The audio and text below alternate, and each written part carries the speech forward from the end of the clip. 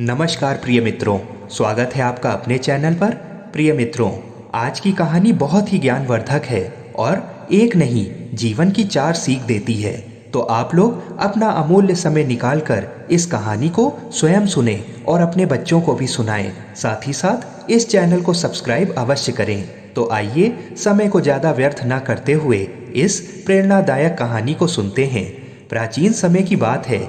एक गांव में भोला नाम का व्यक्ति रहता था। भोला बहुत ही मेहनती और ईमानदार व्यक्ति था, किंतु धन का अभाव उसके जीवन में सदा ही बना रहता था। वह उस गांव के राजा और जमींदारों के साथ साथ अपनी भी गाय को चराता था और उसी से धन अर्जन करता था। कुल मिलाकर उसके पास 99 गायों की जिम्मेदारी थी। इसी प्रकार गायों को चराना उसका रोज का काम था। भोला जिस जंगल में गायों को चराने के लिए ले जाता था, उसी जंगल में एक पहाड़ी पर एक गुफा थी। उस गुफा में एक दिव्य साधु महात्मा तपस्या किया करते थे। उनके पास एक चमत्कारी गाय थी। अब हुआ क्या, ये बड़े ध्यान से सुनिएगा। जब भी भोला अपनी गायों को चराने के लिए जंगल में जाता और उस गुफा के निकट से गुजरता, तो वह चमत्कारी गाय भोला की ही गायों में शामिल हो जाती।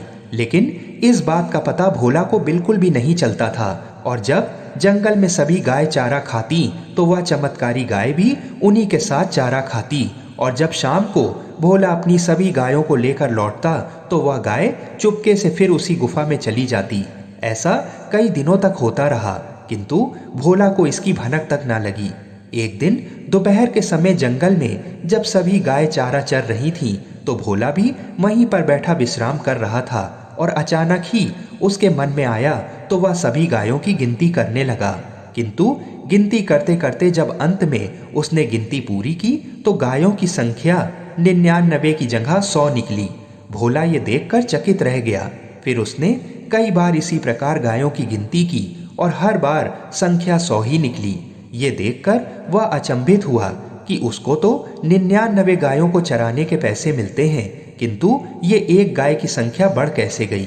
उस दिन उसने शाम को लौटकर गांव के जमींदारों से बात की कि आप लोग ने मुझे इस बात की जानकारी नहीं दी कि गायों की संख्या 100 है, क्योंकि आप लोग मुझे पैसे तो 99 गायों को चराने के ही देते हैं। इस बात पर जमींदारों ने कहा कि तुम्हें गिनती करना नहीं आता और तुम इस मामले में बड़े कच्चे हो, इसलिए तुम ऐसी बात कर रहे हो। क्योंकि जब गांव के जमींदारों ने भी गायों की गिनती कराई, तो संख्या 99 ही निकली। ये देखकर भोला अचंभे में पड़ गया कि ऐसा कैसे संभव हो सकता है। फिर घर लौटते समय भोला ने सोचा कि हो सकता है मैं ही मूर्ख हूँ। फिर वह रात में सो गया, किंतु अगले दिन भी उसके दिमाग में वही बात चल रही थी कि ऐसा कैसे हो सकता है। फिर उसने उस दिन अपने एक मित्र से कहा कि मित्र, तुम आज मेरे साथ जंगल में गायों को चराने के लिए मेरे साथ चलो, क्योंकि लौटते वक्त मुझे कुछ अन्य कार्य है, तो तुम मेरी सभी गाय ले जाकर घर पहुंचा देना। उसके बाद भोला और उसके मित्र जंगल में जाकर गायों की गिनती करने लगे। इस बार भी गायों की संख्या 100 निकली। संध्या होने पर जब घर लौटने का समय आया, तो भोला रास्ते में झाड़ियों में छुपकर सभी गायों पर नजर रखने लगा और उसका मित्र उन सभी गायों को लेकर जा रहा था। तभी अचानक झुंड में से एक गाय ने अपना रास्ता बदल लिया और वह गाय उसी पहाड़ी के रास्ते की ओर मुड़ गई जहां पर वह गुफा थी। भोला ये सभी चीजें चुपके से बड़े ध्यान से देख रहा था। फिर वह उस गाय के पीछे पीछे जाने लगा। वह गाय उसी गुफा में चली गई जहां वह दिव्य साधु तपस्या कर रहे थे। भोला ने देखा कि साधु महाराज तपस्या में लीन हैं और उनका चेहरा बहुत ही तेजस्वी था। फिर भोला ने देखा कि अपनी तपस्या से उठकर उन्होंने उस गाय का दूध दुहा और उसके बाद उस दूध को रखकर वह बैठ गए। थोड़ी देर बाद भोला देखता है कि उस गाय ने गोबर किया, लेकिन ये क्या, देखते ही देखते उस चमत्कारी गाय का गोबर सोने में बदल गया। ये देखकर भोला की आंखें फटी की फटी रह गईं। उसे अपने ऊपर विश्वास नहीं हो रहा था कि ऐसा कैसे हो सकता है। फिर उस सोने के गोबर को साधु महाराज ने अपने धन भंडार में अच्छी तरह से रख दिया। ये सभी दृश्य भोला चुपचाप देख रहा था। थोड़ी देर बाद वह साधु महाराज जंगल में किसी कार्य से चले गए। तब भोला बहुत ही हिम्मत करके उस गाय के पास गया और प्रेम से उस गाय को सहलाते हुए गाय से बोला कि हे गौ माता, मैं बड़ा ही निर्धन और गरीब हूँ। आप तो बड़ी चमत्कारी गाय हैं।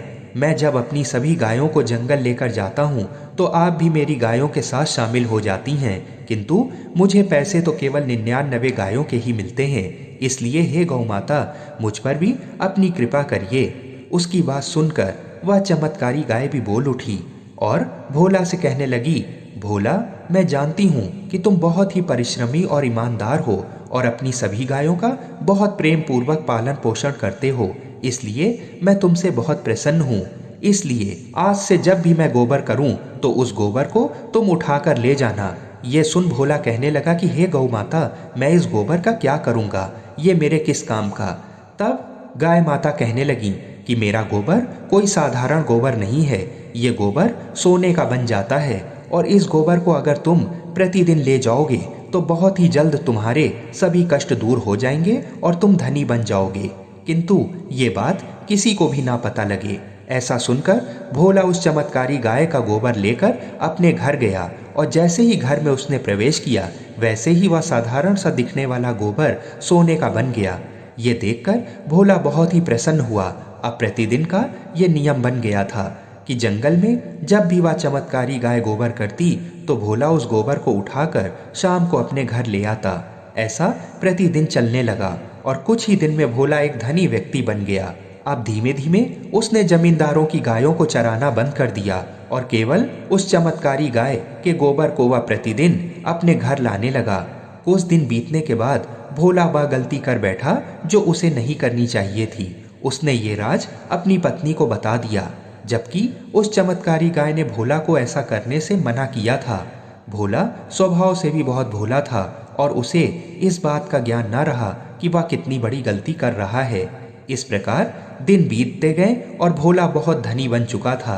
अब वह दिन भर घर पर रहता और कोई काम ना करता।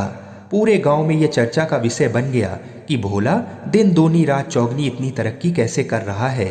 पहले तो वह दिन भर गायों को चराता, अब तो उसने गायों को चराना भी बंद कर दिया है। ऐसी कौन सी जादू की छड़ी भोला के हाथ लग गई है जिससे वह दिन रात तरक्की करता जा रहा है।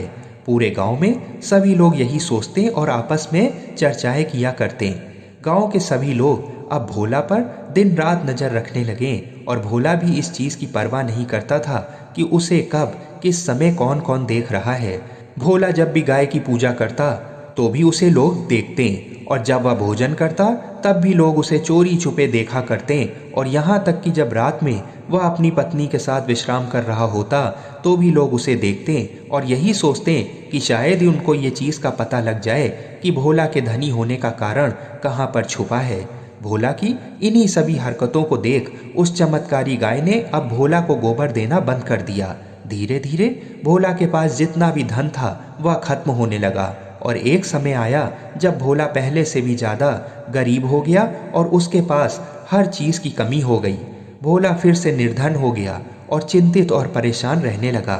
फिर एक दिन दुख और निराशा से भरा हुआ भोला उस चमत्कारी गाय के पास पहुंचा और रोते हुए अपना सारा हाल बताया।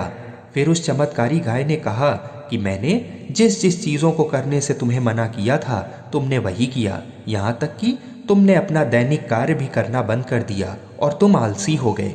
गौ माता के इस प्रकार के वचन सुन भोला को अपनी गलती का एहसास हुआ। तब गाय माता बोली कि भोला, मैं आज भी तुमसे उतना ही प्रेम करती हूँ, लेकिन तुम्हारी आदतों से मैं बहुत क्रोधित हूँ। ऐसा सुनकर भोला गौ माता के चरणों में गिरकर रोने लगा। तब गाय माता ने कहा कि भोला, आज मैं तुमसे ऐसी 4 बातें बताती हूँ जिनको अगर तुम अपने जीवन भर याद रखोगे और उस पर अमल करोगे तो तुम जीवन में कभी भी दुखी नहीं रहोगे और हमेशा धनी रहोगे। भोला उत्सुकतावश कहने लगा कि हे गौ माता, मुझे वह 4 बातें अवश्य बताइए, मैं ये 4 बातें अपने जीवन में कभी भी नहीं भूलूंगा। तब गौ माता ने कहा कि भोला, मनुष्य को ये 4 काम सदैव ही अकेले में करने चाहिए। इन 4 बातों को बड़े ही ध्यान से सुनो। पहला, मनुष्य को भगवान की पूजा, मंत्र का जाप और किसी भी प्रकार की साधना हमेशा अकेले में ही करनी चाहिए। उसमें किसी भी प्रकार का दिखावा या आडंबर नहीं होना चाहिए। अगर आपकी पूजा को सभी लोग देखते हैं तो उसका पूरा फल नहीं मिलता है और जिस कारण से आप मंत्र साधना या पूजा कर रहे हैं वह आपको कभी नहीं मिलता। दूसरी बात, भोजन सदैव पर्दे में रहकर ही करना चाहिए। खुले में भोजन करने से, जिस पर सबकी दृष्टि हो, ऐसा करने से माँ अन्नपूर्णा का अपमान होता है। इसलिए सदैव ही भोजन को पर्दे में रहकर ही करना चाहिए। तीसरी महत्वपूर्ण बात है कि पति पत्नी को हमेशा पर्दे में ही हम बिस्तर होना चाहिए और विश्राम भी हमेशा पर्दे में रहकर ही करना चाहिए। जो पति पत्नी ऐसा नहीं करते, उन पर शास्त्र अनुसार अकाल मृत्यु का भय बना रहता है। इसलिए इस चीज का हमेशा ध्यान रखना। अब चौथी और सबसे महत्वपूर्ण बात सुनो। व्यक्ति को कभी भी अपनी कमाई का जरिया दूसरों को नहीं बताना चाहिए और ना ही अपनी कमाई पर घमंड करना चाहिए।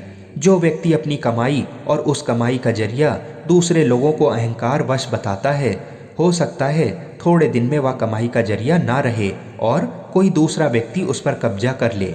इसलिए इस बात का बड़ा ही विशेष ध्यान तुम हमेशा रखना। भोला ने इन 4 बातों को सुनकर गाय माता से कहा कि गाय माता, मैं कभी भी इन 4 चीजों को अपने जीवन में नहीं भूलूंगा। तब गौ माता ने फिर से भोला को अपना गोबर देना शुरू कर दिया और भोला पहले की तरह ही धनी बन गया और सुखी से अपना जीवन व्यतीत करने लगा। इस कहानी से हमें ये सीख मिलती है कि जो व्यक्ति इन 4 बातों को अपने जीवन में गांठ बांध लेता है और सदैव इन 4 चीज़ों पर पर्दा करता है, वह व्यक्ति सदैव ही खुश रहता है और कभी भी निर्धन नहीं होता। इस प्रकार की सुंदर सुंदर और ज्ञानवर्धक कहानियाँ सुनने के लिए हमारे चैनल को अवश्य सब्सक्राइब करें। जय श्री राधे कृष्ण।